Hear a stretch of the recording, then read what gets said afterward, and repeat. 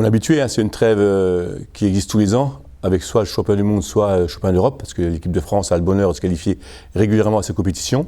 Donc on a une semaine de repos, on s'est arrêté après le match de Metz. Alors on a eu un petit peu plus de jours parce que le match de Plan-de-Cuques a été reporté. Donc elles ont 9 jours de repos où on laisse les joueuses tranquilles. C'est la seule fois de la saison où elles n'ont pas de travail, même quand elles sont chez elles, à faire individuellement.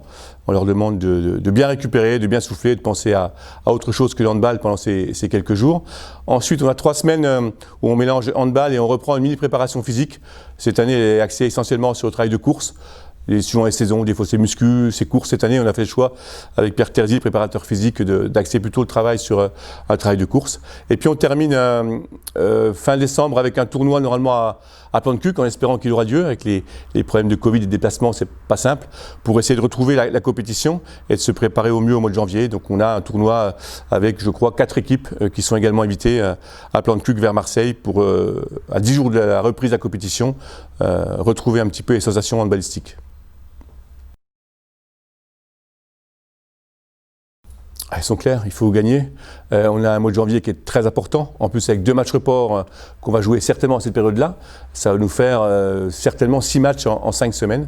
Donc il faudra être prêt physiquement. C'est pour ça que précédemment, je disais qu'on avait un gros travail de course pour vraiment aborder ce début janvier dans les meilleures conditions.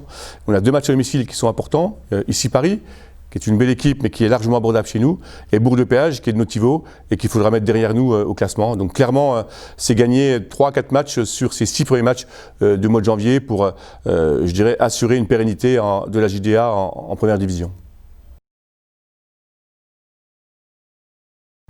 Pratiquer l'activité sportive, pas forcément de balistique, ça on peut faire que dehors, mais vraiment retourner le plus vite possible dans les gymnases pour vous amuser, pour prendre du plaisir, parce que le handball est un des sports scolaires comme on dit, mais souvent le plus agréable pour s'amuser avec un peu de compétition et trouver un réel plaisir dans l'activité sportive. Ah bah, le premier, celui que tout le monde a envie, c'est maîtriser ce putain de Covid qui nous ennuie un petit peu, tout le monde, dans notre vie de tous les jours, le mieux possible et le plus rapidement possible. Un petit mot à Manon Gravel, qui est souvent aux entraînements mais qui est blessée, qui va reprendre la compétition en fin de saison.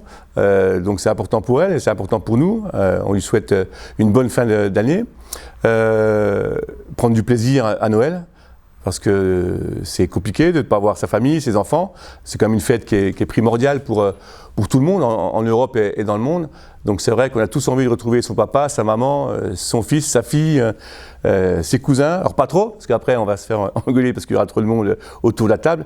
Mais qu'on puisse être autour du foie gras ou de la dinde au marron ou de ce que vous voulez pour passer un bon moment ensemble, parce qu'on en a tous besoin et c'est ce qui va nous arriver dans les jours qui arrivent.